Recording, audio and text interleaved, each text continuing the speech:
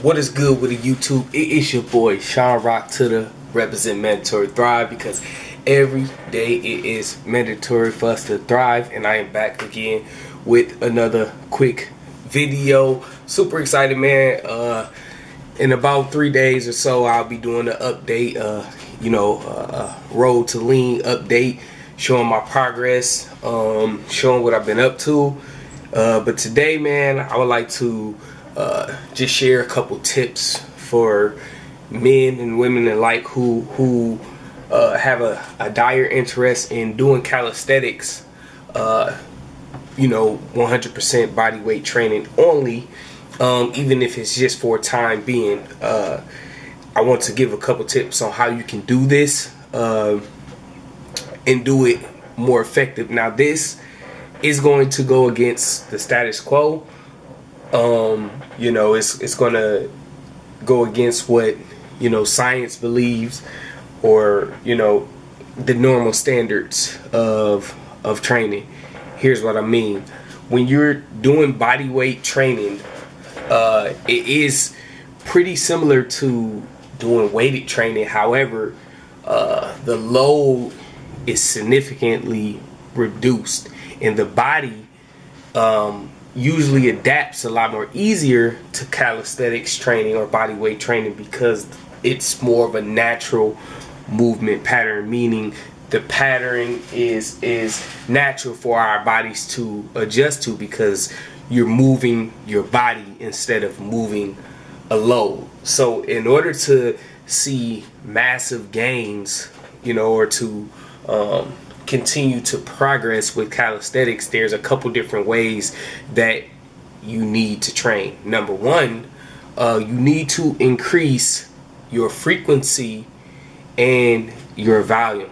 And when I say you need to increase your frequency and volume, I don't mean you do need to do higher reps, but I'm not speaking specifically of doing higher rep trainings. You don't increase your volume through just higher reps. You increase your volume through sets and frequency. So in my personal opinion, to see mass gains when you're doing calisthenics, you need to have a higher frequency level of training, because your body is going to adapt and recover a lot faster from the stimulus that you're going to get from body weight training, especially if you continue to progress and you become elite in your training. So first step, increase your frequency. I would say you should be training a muscle group anywhere from 3 to 6 times a week if you're only doing body weight training.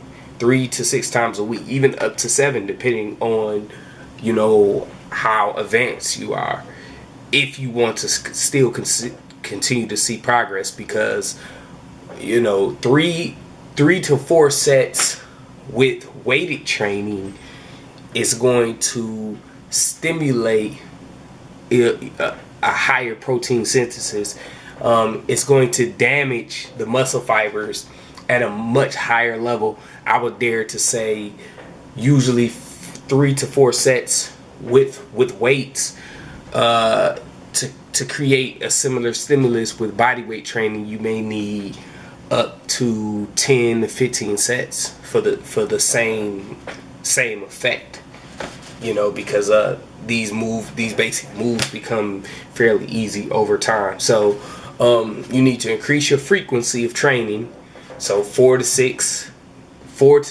close to 7 times a week of training a muscle group. Number 2, you need to increase your volume. That means you need to do more sets. I believe you need to do no less than 5 to 12 sets per day with body weight training, if you're training specifically for mass. And the way that you don't overtrain is you pay close attention to your recovery and adaptation process. You pay attention to the signs of your central nervous system and different things like that, because like I said, when you're doing weight training, so right now I'm switching more so back again to 100% body weight training, solely because the central nervous system and the recovery and repair of using external resistance is extremely higher than body weight training. So my shift back to body weight training is because I'm focused specifically on learning and mastering skills. You know, I'm not really training to gain muscle at this particular time. I'm training to get lean and to master certain skills.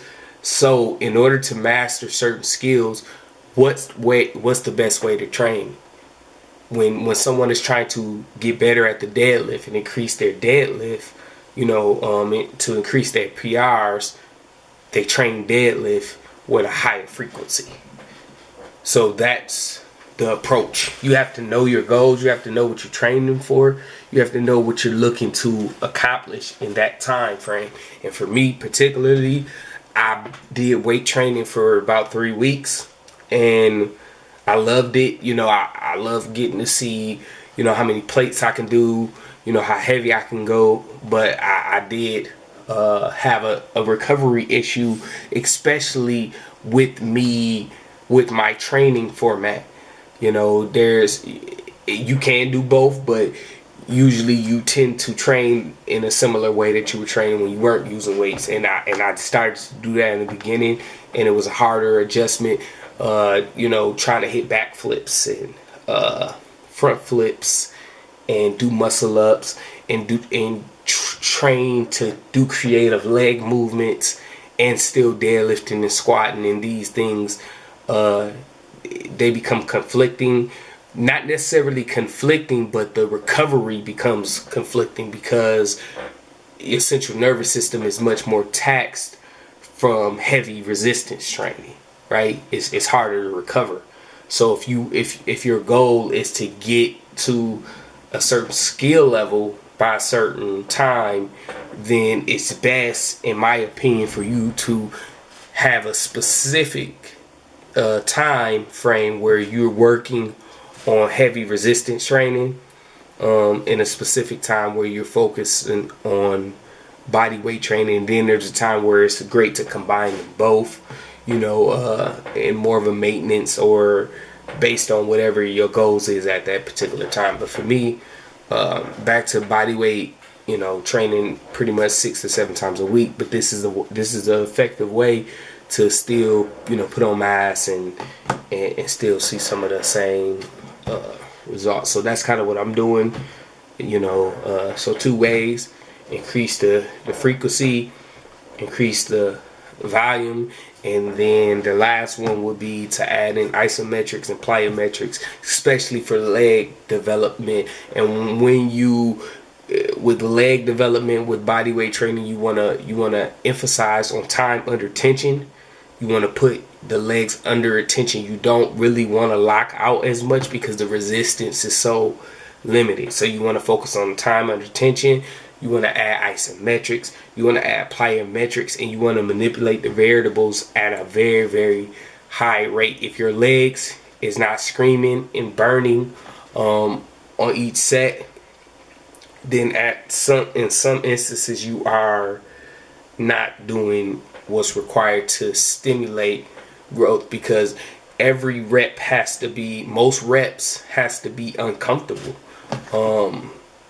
when trying to create growth. And whether it's strength endurance, you know, we have to use strength endurance in order to get to where we're going. So I hope this helps. Remember, dream big, work hard, live great, don't stop. It's your boy Sean Rock. Till I'm signing out. Peace.